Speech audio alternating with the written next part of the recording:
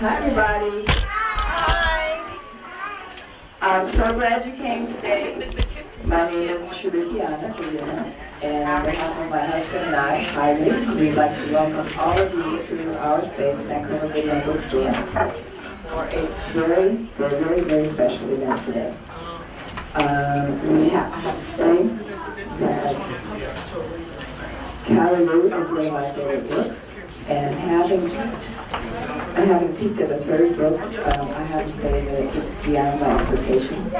And maybe that's a subjective view, since Sankofa is a favorite topic of mine, and seems to be a theme of this wonderful book.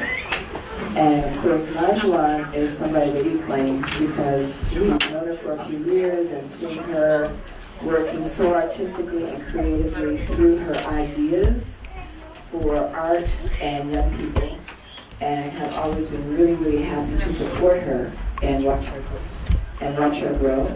And for that reason, we're really proud to have her come back here today for the launching of her book. And I hope that you have the book in hand and are planning to have it signed afterwards. And before we introduce this wonderful program, let me just do a little bit of homework.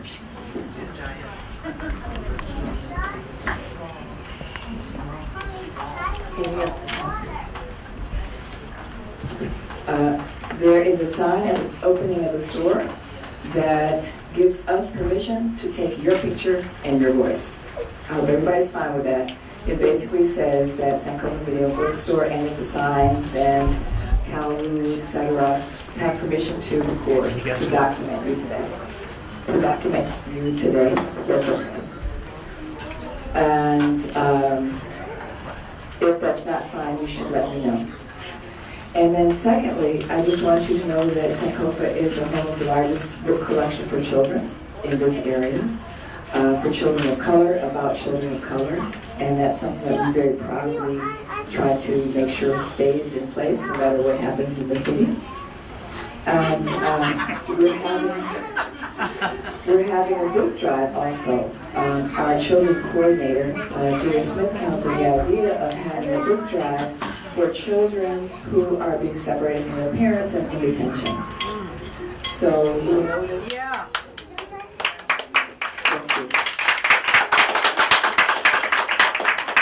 So you'll notice you can buy any book and drop it into that box, any language. We've put together the Spanish language books and bilingual books for children on a table in the back by the counter. Once you buy it, you can drop it right into the box under that table. And that's, again, for any language that you want. And the Spanish is congregated there. And we hope that you'll enjoy the store, we hope you'll enjoy the cafe, and make sure Sankofa is here for the next book. She says this is number 3, we're looking for number 4 afterwards. And we're also just sort of a plug for things coming up. We're having DC Jazz book and reception here on August 25th. And we'll have live jazz on the back deck, and which is a beautiful space. And we'll be featuring authors from a book called Jazz DC, which we don't often talk about and realize and pay tribute to.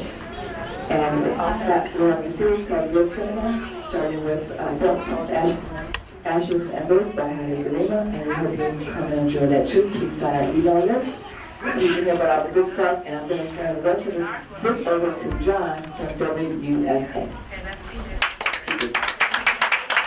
Thank you so much.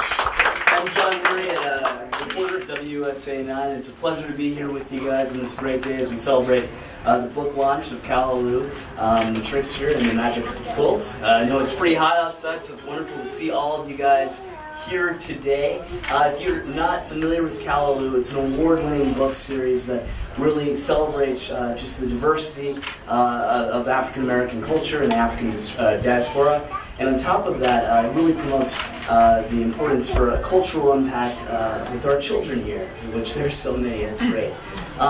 Callaloo are two people who have worked with it so much to create it here. Nabi Bilal and Marjuan Kennedy. They've worked with the Smithsonian, the White House, the National Library of Trinidad and Tobago to make this a wonderful book series. And I'm told Sesame Street as well. Let's give them a big hand here.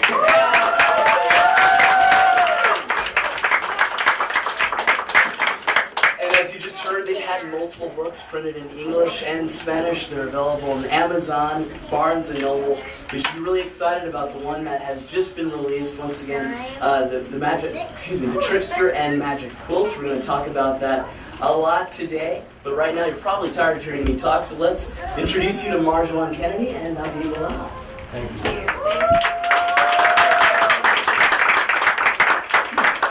Thank you, John and Sharik, for that wonderful welcome.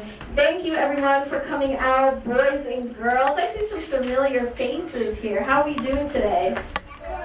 Good. Oh, I only heard a few voices. How are we doing today? Good. Okay, that's much better.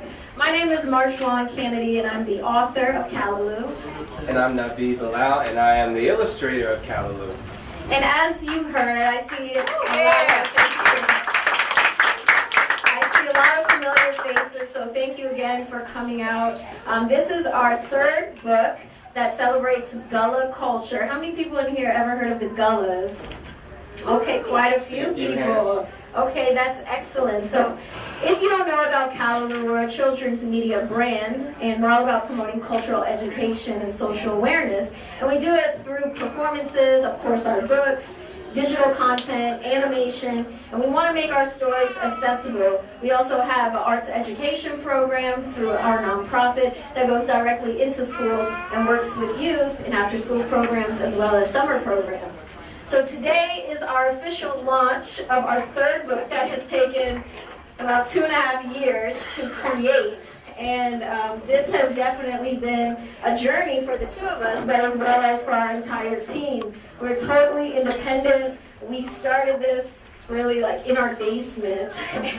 And I don't know if you want to share some things too. Yeah, like she said, we started this completely independent. We taught ourselves how to make children's books, how to get them self-published. And you know, this series has developed so much from where we started to where we are now. You know, we've got 3 characters now. When we started, we only had 1. We got 3 puppets now. When we started, we only had none. And so, throughout that time, we've grown as people, as professionals, and we work with a lot of great people in doing that. And you know, our team has grown, and you know, it's not just the 2 of us anymore. You know, we've got help from a lot of different people, and you know, we use our resources. You know, our resources are golden for us. So, you know, today is as much of a tribute to everyone who's helped us get to this third book as it is a tribute to us putting in 2.5 years to make this book. So we couldn't have done it without you, and we're so thankful to have you here. Yes. And I'd also like to say this book is extra special because Nabi and I also went down to South Carolina, and we spent a lot of times on the ground researching and talking to people. As you know, our books celebrate different cultures. So this book, we chose to celebrate the African American experience. Over the years when we would perform, we often found that African American children felt like they didn't have a folklore because our first books looked at Trinidadian and Puerto Rican folklore. So we set out, of course we knew that wasn't true. We did a lot of research. I read a lot of Virginia Hamilton and Zora Neale Hurston and Lorenzo Dow Turner. So we did a lot of research, and we talked to a lot of people, and this is where these stories come from. They come from the people, and that is what folklore is all about. So we're going to jump right into it. Feel free to take pictures, videos, the whole time. Tag us at Callaloo Kids Official. We're going to do a Q&A afterwards, a book signing, and we'll have the puppets out so you can take pictures at the end. Okay? So, boys and girls, I know some of us know what Callaloo is, right? But what do you guys think about if we make our own Callaloo right here? Do you think we could do that?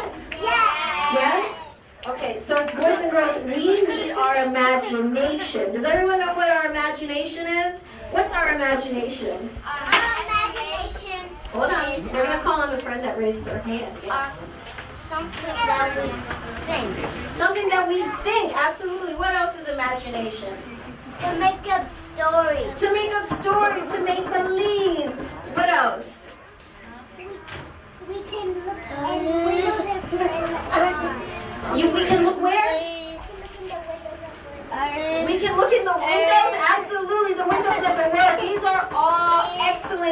dancers, right? So our imagination allows us to go far, far away and make us not be where we really are. So boys and girls, on the count of 3, we're going to create our own Callaloo pot with this magical Callaloo spoon.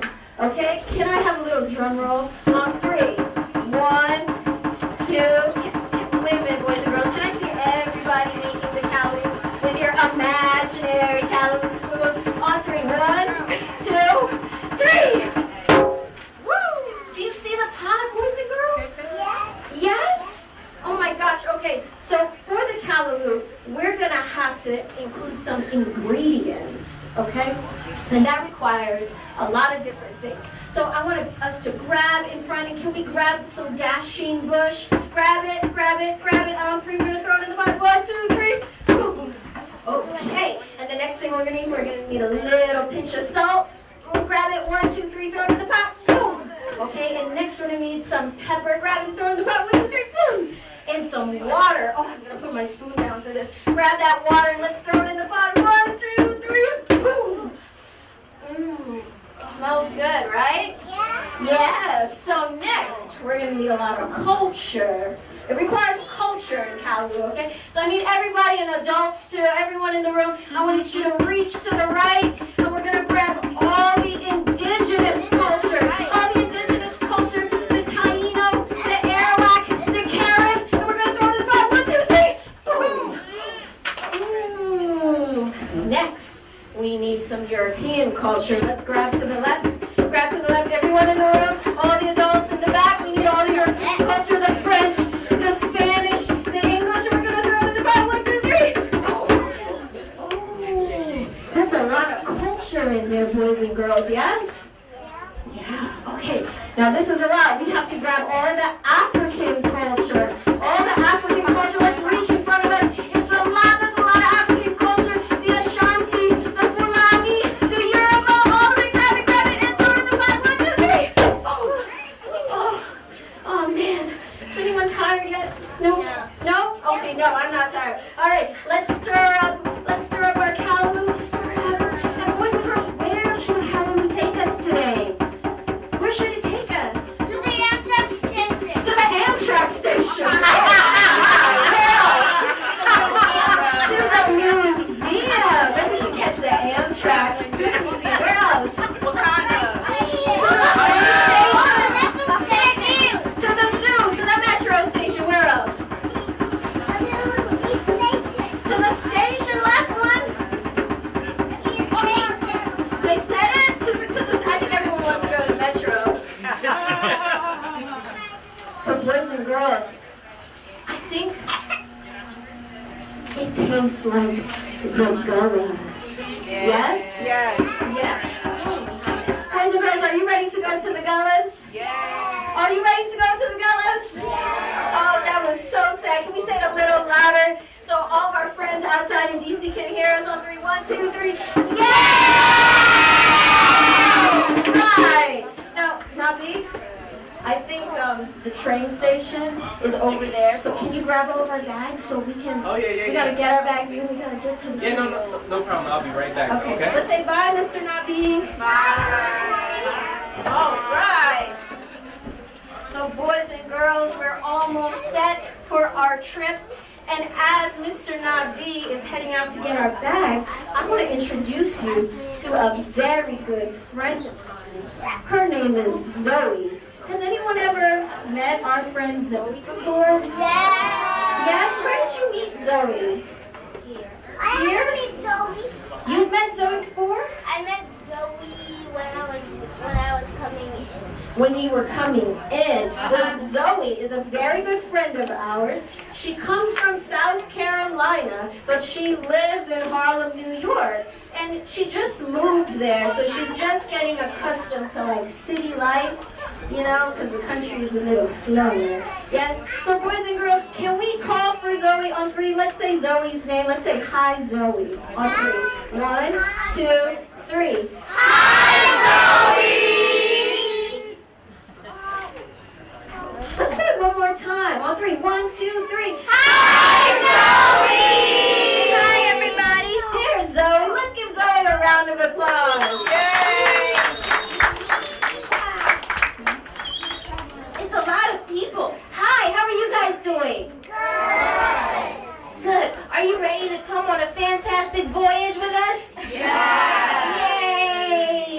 Zoe, we just made our own very Callaloo, and we're going down to the Gullas. Can you tell them a little bit about your home in South Carolina? Yes, South Carolina is very warm. The food is so good. We have gumbo. Who likes gumbo? Me. Yeah, it's tasty. And it's really fun, and the people are really nice. And Zoe, in order to go to the Gullas, of course we need your friend. Oh, Winston. Of course, boys and girls, you know Winston, right? Yeah. Can we say hi, Winston? 1, 2, 3. Hi, Winston. Oh, Winston might be taking a nap. On 3, a little louder so he can hear us. 1, 2, 3.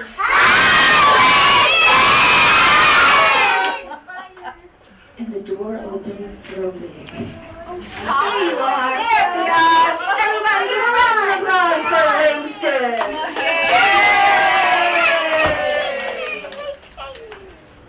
Come on down, Winston. Hi, everyone. Hi. Wow, look at all these kids. I thought you guys were going to the train station. Kinda. Kinda, that's right. Well, boys and girls, we are ready to take our journey to the Gullas. Yes?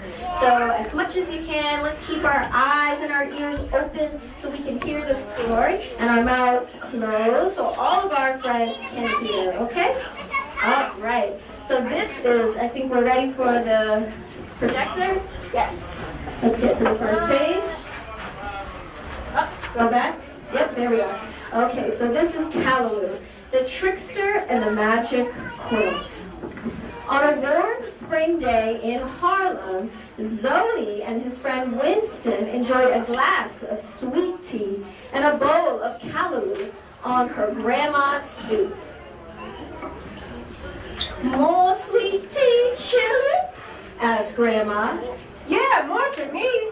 Yeah. Well, wait till you try my Gullah gumbo. It'll go perfect with your auntie's Callaloo. Now come on inside. Smells like rain is coming. Okay. Grandma, where did you learn to cook? Oh, well, Big Mama taught me back when I was your age. Back when we lived in the Gullas, down in the low country. You see, the Gullas are a special place for our family. Our history got roots in the land, in the food, and in the Gullah Geechee language. One way our family told stories was through quilting. Ooh, quilting. Well, Grandma reached into a box, revealing the family quilt. The quilt was a magical window into the past. It was the one thing that kept their family together since the 1800s. The patterns represented their family history. Well, you see here, Zoe, Big Mama and I stitched this patch right here of that silly trickster Brub Rabbit. But Grandma, what about that big old hole? Oh, baby, that patch been lost for some time now. Now, the family legend is that the secret ingredient to Big Mama's gumbo is in that patch. Now, ever since the patch gone missing, the family just don't get together no more, and it breaks my heart. Well, Zoe comforted Grandma when suddenly thunder and lightning struck. Oh, shucks! I knew it! I knew I smelt a storm coming. Maybe you forgot to take your bedroom. Oh, boy. Chillin', use these flashlights and stay put. Evil. Evil. Ooh, cool. Flashlight. I can see at night. Well, Winston wrapped himself in the family quilt, playing with his flashlight. Hey, wait a minute. Zoe, look. Zoe read the magical words that were interwoven in the quilt. If you ain't know where you come from.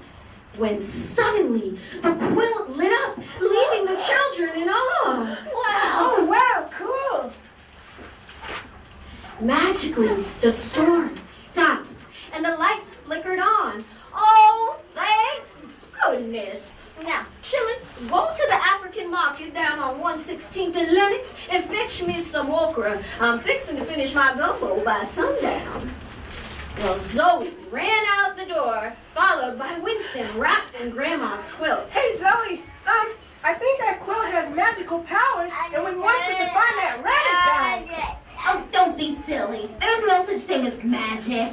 No, sure there is. Just say the magic words again.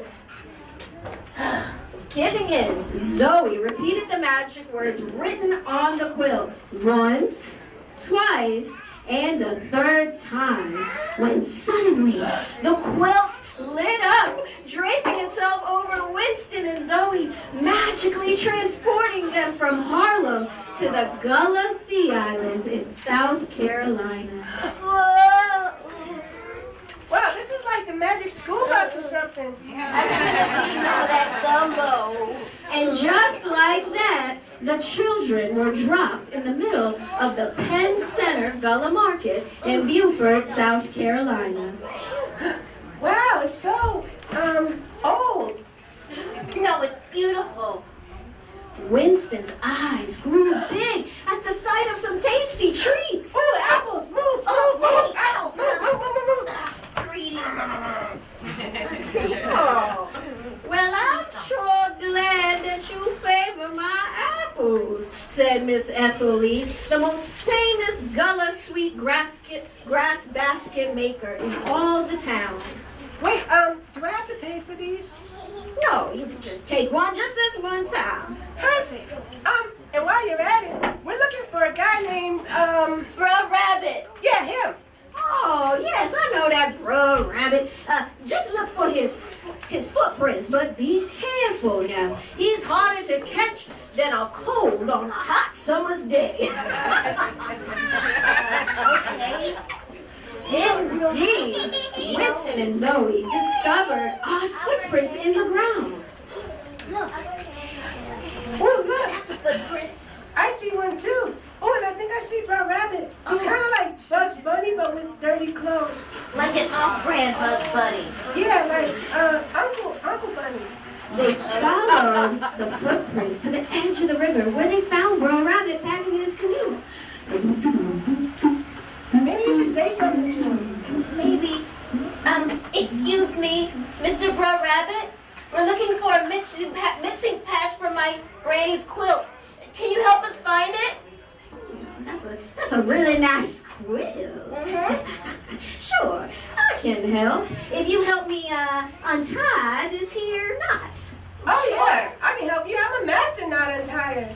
You're a master knot maker. It's easy, just remember. Righty, tighty, lefty, loosey. No, uppy, downy, diagonally. You don't know what you're talking about. Oh, move, Winston. No, just here and...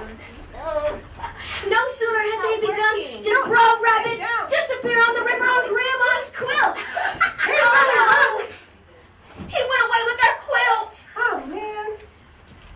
Well, That old Trickster's good as gone. what do we do? Two-faced son of a bunny rabbit. Hey there, kids.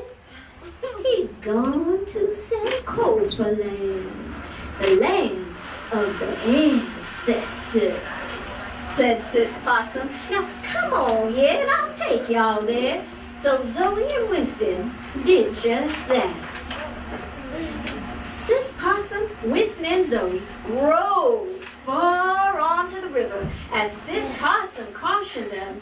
Now, Zoe and Winston, the world of the ancestors is full of beauty, but danger lurks. We must return before sunset, or Big Mama's quilt will be lost forever, and you'll be stuck here in Sankofa land. Now repeat these words 3 times with me. If you ain't know where you come from, you ain't know where you're going. If You ain't know where you come from. You ain't know where you're going. Boys and girls and everyone in here, say it with us. If You ain't know where you come from. You ain't know where you're going. When suddenly a calm fog surrounded them. The fog soon cleared, revealing Sankofa land. Ooh, wow. It's kind of like Disneyland, but no roller coasters and mice. Oh, I thought it was more like a bookstore. Sankofa land was a captivating land of ancestral memories, full of colorful roads and kente rice fields and rainbow-colored griot statues. Although beauty was everywhere, there was a sense of sadness, for it was a forgotten place. Wow, nobody's been here in a while. Yeah, it's kind of dusty, but in a pretty way. Yeah, kind of. Hey, but look! I think I see Bro Rabbit's footprints. Over there. They followed the footprints down an enchanted road where they met Bro. He looks kind of sad. His mustache looks sad. Like Steve Martin. Oh, I lost my shovel. It's been in my family for generations. How will I ever harvest my okra garden?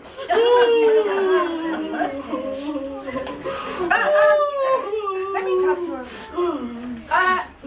Hey, wolf guy. So Bro Rabbit took our quilt. Maybe, just maybe, he took your golden shovel and your mustache trimmers. I know that chicken rabbit. I bet he did take it. Well, I'll come with you. Cool, we can use the security.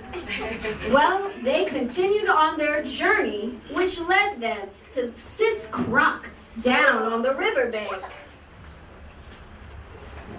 She looks sad too. What's going on here? All these sad little creatures. I don't know. I thought this was a happy place. I've lost my banjo. All them great crops in my family used it for that great rock and roll music. Now I'm no good. I can't make no music. Do they play rock and roll on the radio? Not where I live. Maybe you should talk to her. Yeah. Don't worry. We're looking for some stuff too. Maybe Rob Rabbit took your things. Yeah, he might have your banjo. Oh, I know that Bro Rabbit. He probably did take it. I'll come with you too. Yeah, let's get him. Well, all of the friends went off on their journey when suddenly Sis Possum noticed Bro Rabbit in the distance. Boys and girls, there he go! Let's get him. Well, the group chased after Bro Rabbit to the top of Mount Nefertiti.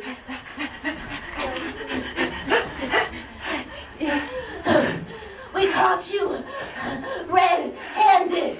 Yeah, give us back our stuff.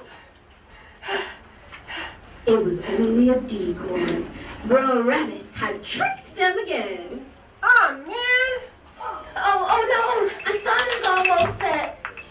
We'll lose Big Mama's memories and we'll never get home. Yeah, we'll be stuck here forever. Forever, ever. Forever, ever. Oh, babies, don't cry. Sometimes when you're lost, you have to rely on the ancestors for guidance. What kind of advice is that? Come on now, come on. Can we just Google it? No, babies, come on. Now it's Sankofa land. Now, Sis Possum led them to the Tree of Memories.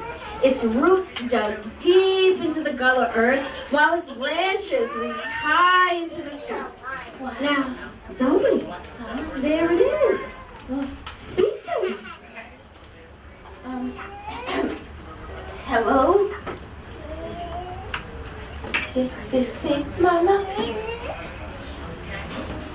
Is anyone there? Mother Willow? Hello from the other side. Huh? Hello, Zoe. I've been here waiting for you to fulfill your duty. Now, Zoe, you must keep our family history alive. You have to look back in order to move forward. That's what what Sankofa is all about. Goodbye, Zoe. Bye, Big Mama. Don't leave. Oh, can you bring back some of your gumbo? And just like that, Big Mama was gone. Compelled by Big Mama's words, Bruh Rabbit sobbed. Oh! He has another cry. I just love family reunions.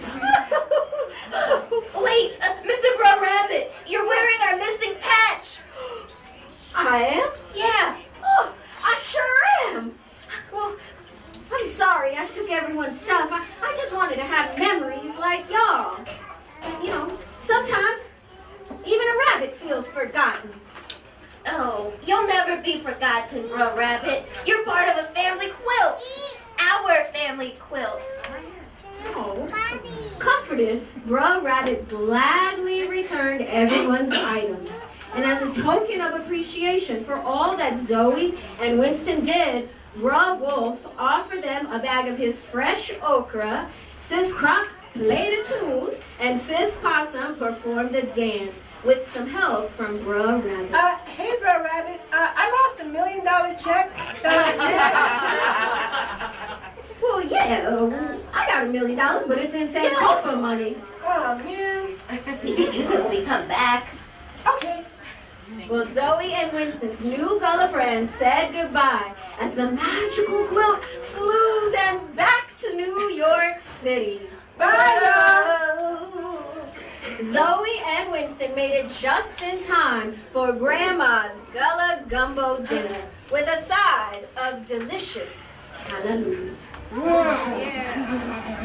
Now, after dinner, Zoe and Grandma sewed the missing patch, the Sankofa patch, on the family quilt. Now, the missing ingredient to the family gumbo was a dash of Sankofa. Suddenly, it's the doorbell, baby. Oh, who could it be? They opened the door. Oh, baby, what a sight to see. There were so many familiar family faces. Oh, look at all these people. Come on, baby. Hey, Auntie, come on, come on. cousins. Come on in. Can I use your phone? Oh, children. Why, something magical lay within that Callaloo. The end.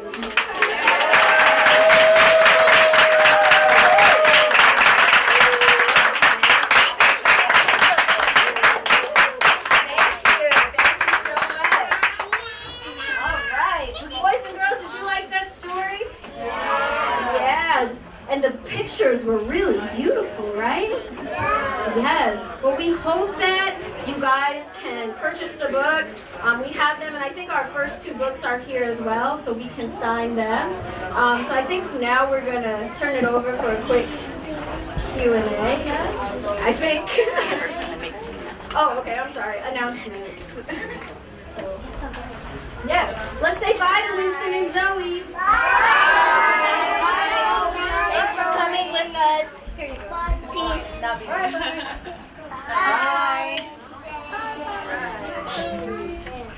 Bye, Winston. See you later. Hi everyone. Did you all enjoy that? Yes, give me the energy. Yes, you liked it? Yes. Thank you all for coming and joining us today. My name is Amber Watson. I'm one of the board members for the Kennedy Foundation for the Arts. So I am really privileged to be here with you all today. The foundation is a cultural arts nonprofit based right here in Washington, D.C. And we really aim to empower, educate, and implement these innovative arts and media programs really based here in Washington, D.C. and nationally. So I have been asked to come up here to ask you for your help. In order to do that, we need resources, we need your support. So I encourage you all to buy a book if you don't have one already. There's a lot of upcoming programs and fundraisers that are going to be happening over the course of the summer, including the launch road trip of the book. So again, I encourage you all to buy a book today, get involved with the foundation. You'll find us here, anyone with the red shirts on, come up and talk to us, and like I said, make a donation to help us continue making an impact for our students here and also within our community. So thank you all very much.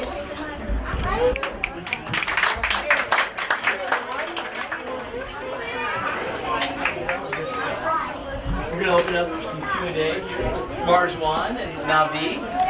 Ask a couple of questions. I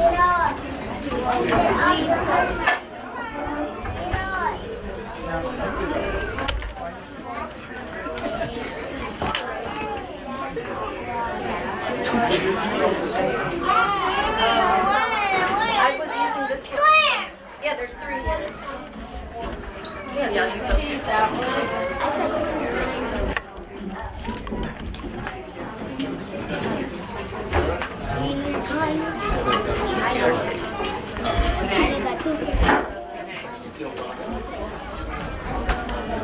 Well, thank you for that wonderful performance. It was great. So I guess watching it, first thing I'd ask, what was your inspiration to create this book? Yeah, well, I think when we're just... What was your inspiration to create this book? That was my mom. My mom was right. The inspiration for creating this book were a couple different things. I kept telling her to do it. That was one. But I mean, we were trying to identify the next culture, and I think originally, I wanted to. Within the first book, I wanted to celebrate my own Trinidadian heritage and stay within the Caribbean realm. But as we kept performing and working with all different types of kids, we saw that there was a huge need to create stories around African American folklore. So once we decided, okay, let's do the Gullas and start researching, it really became, like a magical journey for the both of us. On my dad's side, our family is from North Carolina and South Carolina in that region as well. And so I haven't had a chance to actually go and do that research in my own family. But one of my favorite writers was Romeo Hurston. So knowing the folklore, and one of my first books was The People Could Fly by Virginia Hamilton. So that African American folklore has really been in me for a long time, and really encouraged me to become a writer and a reader. So I think for one, I think this culture just called us to it. Yeah, and with the third book, it was sort of like a full circle moment for Callaloo. So the idea behind a lot of it was ways to bring people together, but also ways to celebrate, cultures that you don't normally hear about. And so when we were doing this, we had to stop and say, well, let's look at what we have here in America, particularly in the African American folklore, and let's highlight that. Let's make it fun. Let's do something in a way that we haven't seen it done before. And I think that's what's special about this book too. A lot of people may be unaware of Gullah culture in America, and this is highlighting that culture. For you, how important is it to basically highlight these different cultures, as you were saying? Yeah, it's very important. It's important because identity, there's power in identity. And when people can identify with stories and things that excite their imagination, that make them feel like they are somebody, that they exist, that puts them in a place at the quote-unquote table, or, within the conversation of our society, within the fabric that makes up the society we live in, then, you get confident children, you get leaders, you get free thinkers, you get people that feel like they're not caged in by any particular, restraints or constraints.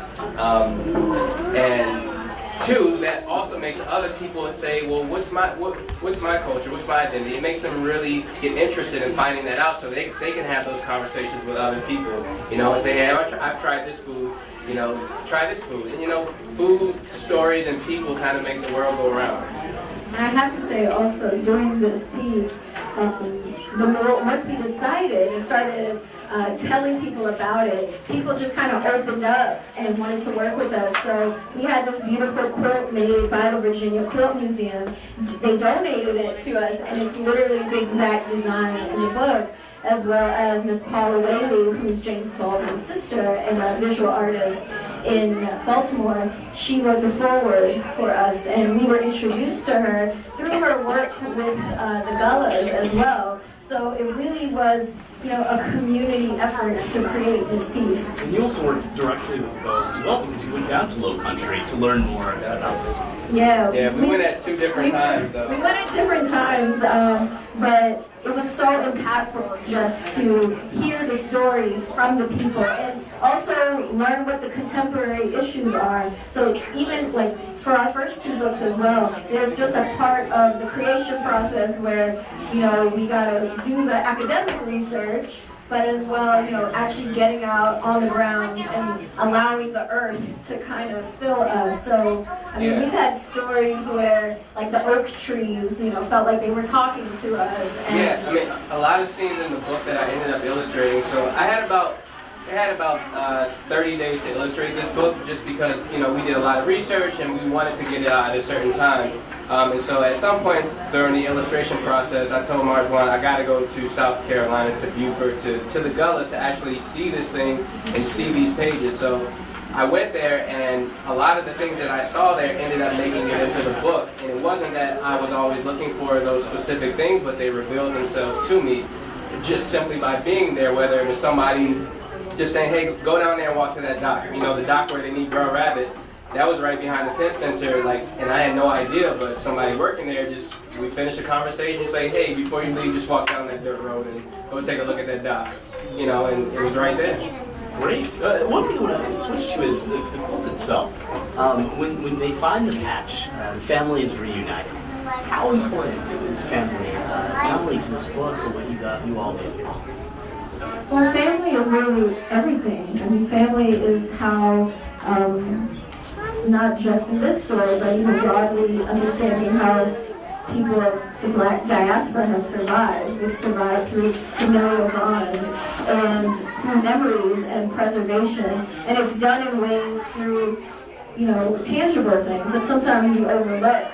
So it can be quilts, it can be food recipes, it can be in our music, in our style of dress. So I think with this book specifically, we wanted to honor this tradition of quilt making, which really African American Southern women preserve. They preserve these stories, and we traveled to different quilt museums to learn about the techniques of quilt making. So even my grandmother, she made quilts, and I never really understood the significance of it. But there were secret messages during slavery that they crafted in to tell them to go north or where to go, or where to meet a certain person at a certain time. And that's where we got the idea that there should be a message within this quilt, because to somebody who may not be familiar with it, you see a quilt and you think, I'll wrap myself in it when I get cold, rather than I'm going to decode this thing. It carries a message, and that's that familial bond that you're talking about, where these are things where somebody could grab their grandmother's quilt and probably find out some things about their family, or get some history about their family that they didn't know existed. And just to remind people here, give us that message one more time in the quilt, and just why it's important to you personally. Oh yes. So, and I heard everybody say it. You said it in Gullah. It's if you ain't know where to come from, you ain't know where to grind. Right? So that means if you don't know where you come from, you don't know where you're going. And that is Sankofa. And Sankofa is part of the Adinkra tradition from the Ashanti in Ghana. So for one, see how these messages and symbols have been passed down, and people, it's a lived tradition. So Sankofa, we have to look back, we have to listen to our elders, to our ancestors, look to our history to really understand where we're going, where our future is. And I think it's so poignant that we're doing it at Sankofa Bookstore. And Sankofa, the bookstore, was really one of the first places that supported us 6 years ago. So it really feels like we're coming home. Yeah, and speaking of coming home and where you came from, both of you have known each other for a while. You both went to Duke Ellington? That's right. We both went to Duke Ellington. She does remember, but we were in the same homeroom. And of course, nobody paid attention to the art guy drawing his little pictures. I remember we were in math class together. Probably. And he just doodled in the back, like didn't talk to anybody. I'm glad you kept I didn't have doing it. anything to say. Yeah, we both attended Ellington, graduated in 2004. So we really, we knew each other in school, but as well as like our entire team, the majority of our Callaloo team is part of our Duke Ellington family. So that's really been the bread and butter of making all of this work. We learned all of our skills, really, our foundation skills at Ellington, went off to college, and then got reconnected in 2012 to start building Callaloo. Just one more question here for you. I couldn't help but look at all the children that you guys are performing for right in front of you, and their eyes were just captivated by what you all were doing. I mean, how rewarding is it to make an impact in children's lives? I think that's the biggest reward in doing this, and kind of going back to move forward, back in 2012, when Marjuan and I first had our conversations, I knew that I wanted to do something that, made me feel like a kid, but also inspired children, because at the end of the day, children need to feed their imagination. They need play, they need all these things, but if you can ingrain cultural and social awareness within them as they get older, you're going to see a whole different generation of people and thinkers, and it's a place of happiness too. I mean, especially in today's world where we got so much going on, so many things that make us scream to the top of our lungs. It's nice to have a little pocket of happiness that you can always go back to and use to move forward. And just to add on that, I think over the years, what you just said, people always notice how captivated the youngsters are when we perform. And I think it's a testament that we're professional artists and performers, and even our puppets. There are not many people of color, performers, who are doing this type of work. So for them to be able to see themselves reflected not only in our stories and as the creatives, it's also very important for children who are not of these cultures for them to see these stories, because it gives a place for these stories to exist and value. So just as Nabi said, I think really, when Callaloo gets on every TV screen and is on Broadway, and you can find our dolls in the toy stores, you're going to see a whole new generation of children and how they understand and respect one another, because that's really what it is. We're creating a space for all cultures to be seen and to be respected, and for all of our voices to be honored. Well, I know you guys have signed some books, but before we let you go here, is there anything else that we should know about Callaloo and your work? Yes, we're going on a summer tour. Yeah. We're going on a summer tour beginning, so this is really like the kickoff. We're going on starting next Saturday, so every weekend we're going to be popping up in a different city. So if you go on our website, callalookids.com, you can see where we're going. It's mostly an East Coast tour.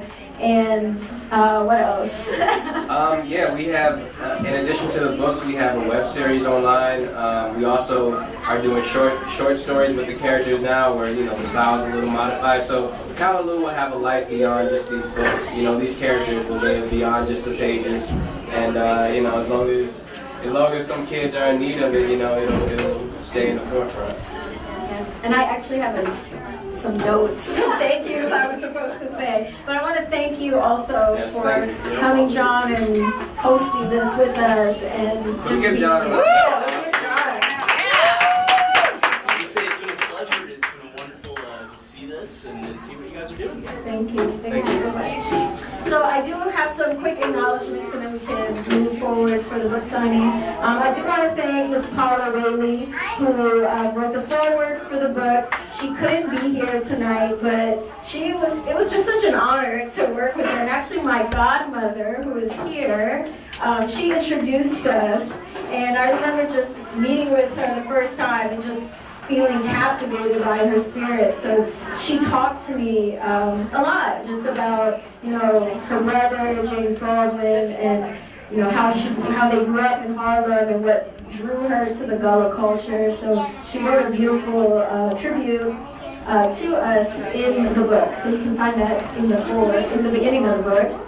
I also want to thank Wilma Gerald and the Virginia Quilt Museum, who created our quilt for us. And they did it like in record time, like a week. So I just want to acknowledge them. I also want to say thank you to Amina Sabrina of Charm Decor Cakes, who donated the lovely desserts in the bag. So please take her card, have some desserts, eat them. And I want to thank all the Callaloo volunteers. Thank you so much, because none of this could have been done without you. So thank you, and of course all of our family and friends who came out and supported. And is Sharik here? Oh, there she is. Okay, and I also and Sharik, can you come to the stage? I want to thank Sharik. Let's give Sharik a round of applause. As she comes to the stage. I want to thank Sharik. Like I said, Sankofa was really our first home. Before Barnes & Noble and Sesame Street and all of these world-renowned institutions, Sankofa really opened their doors first and saw the value in us. So our books have been here from day one. We also formed a children's media roundtable about 2 summers ago, where we started to see success, and a lot of young authors and illustrators of color reached out to us for advice and wanted to know how we did this. And Sharik opened up her space here for us to have meetings, and we could congregate. And I think these spaces are really important, especially with what's going on here in DC. It's really important for these cultural spaces to exist, where our voices are respected and honored, and we can think and we can breathe and cultivate art. So I want to thank you, Sharik, for always supporting us and giving us the space here.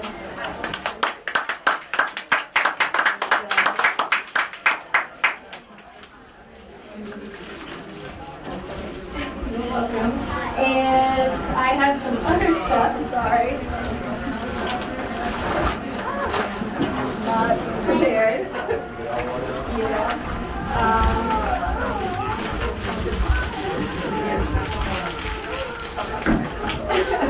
And I also want to thank Erica, my lovely assistant, who just kind of signed on for the last couple of months. She's an incredible young woman who really just harassed me. I was like, I want to learn from you. I want to just know how you do all of this. And she's really stepped up, and I just want to encourage you to keep creating and staying in it, because it's hard. It's hard, and you need people to guide you and mentor you. So I'm happy for you to be my mentee and to work with us.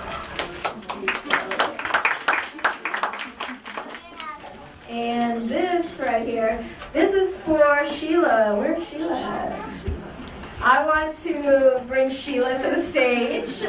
Sheila, I want to acknowledge Sheila, who she's been in my life since I was in nursery. I'm not that old, really. From my middle school, and she has really been here from day one, volunteering like literally everywhere. I could call her the night before, like, we need help, no one is tabling with us, and she'll be there without question. And it really means a lot, because this work is difficult, and at times, this is a great big celebration, but at times when people don't see, we're up late and we're outside, trying to sell the book and trying to, get people to know what we're doing. Sheila has always been in our corner, like, every time. So I want to just thank you. I love you. You're like my second mom. Thank you. Yeah.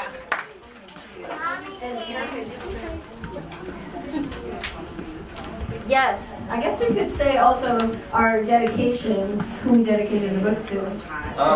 Well, yeah, sure, yeah, I want to acknowledge my dad. My dad raised me and my 4 siblings from age 13 on up, and you know, he never complained, always made dinner, always did the laundry, always went to work, you know, and so I take that work ethic into what I do. And a lot of people don't know this, but we said we went to Duke Ellington. I didn't initially get accepted, and somehow, some way, my dad made sure they accepted me into the school. And you know, and today, you know, I'm doing, you know, I have my own book series and my own children's media brand because, you know, he believed in me, and that empowered me to say that I'm somebody. And so those roots were laid down, and you know, that's what I move forward with. So thank you, Dad. I also want to acknowledge my parents who are here in the front row, and just thank you guys for always supporting me and giving me that entrepreneurial spirit and allowing me to just, I'm gonna cry, and just create and be who I want to be, because it's challenging, and you guys give me the space to do that. This book is dedicated to my godmother, who is in the front, my auntie, who is also like my second mom. I have a lot of second moms, and I just want to thank you, Auntie Dee, for, again, just being there for me and encouraging me to write and to create spaces for us as also women to be able to express ourselves, not just through Callaloo, but through my theater work and everything that I do. You're always there, and you're really like my spirit sister. So I just want to thank you.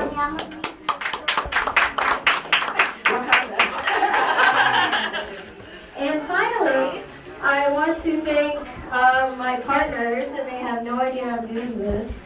Tatiana, come on up. Come on up to the stage. This is for you. And wow. I want to acknowledge and thank my partners. This is really, you know, all the work we've put in from 2013 to 2018. We're saying this is our final book for now, as we continue to explore other creative opportunities, but also to find the right space for Callaloo. It's really been a journey, and we couldn't have done it, you know, without one another. Tatiana, you handle all the business of Callaloo, and she is the nuts and bolts of this, the contracts and the performances and negotiations and all the things that make this run that often get overlooked. But I want to thank you for always answering my calls at 2 in the morning and dealing with me yelling at you and all the things that we do. You're just always there and always down for whatever. And I mean, yes, so thank you, sis. I love you.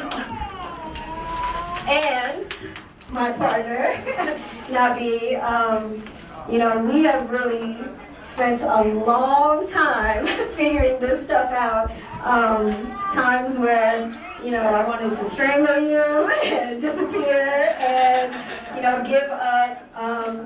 You really was the first person that said, hey, let's make this a book. Let's take, you know, your vision, which I was done with.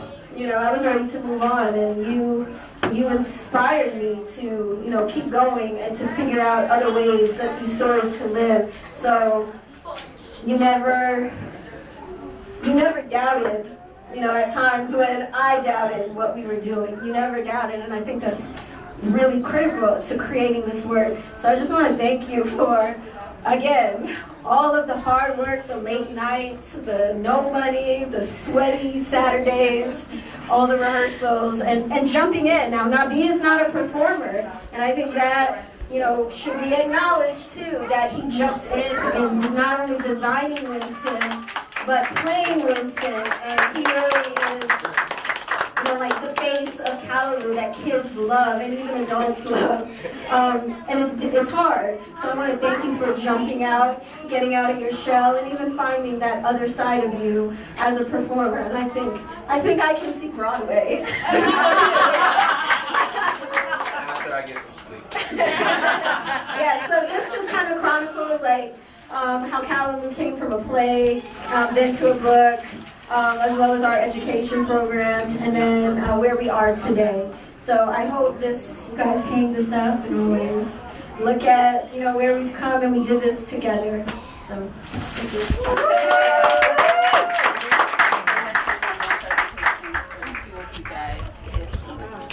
Mama check you.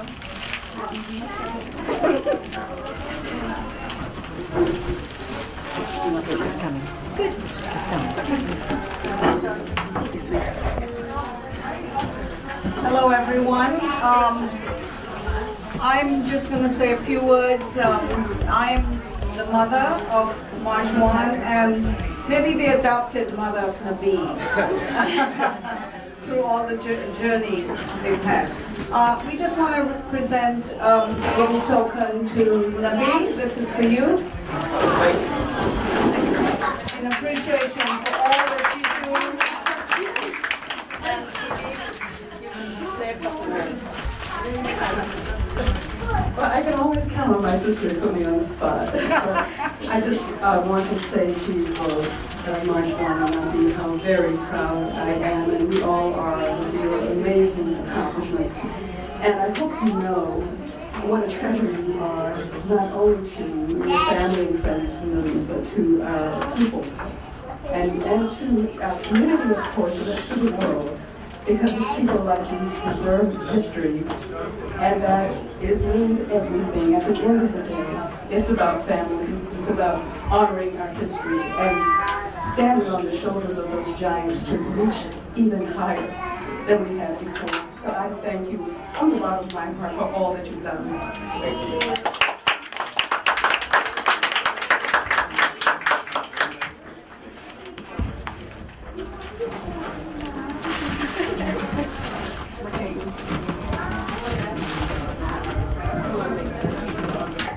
Boss lady. So thank you guys again for coming and joining this Callaloo experience for us. Give us just a moment and we're going to move the table up for the book signing.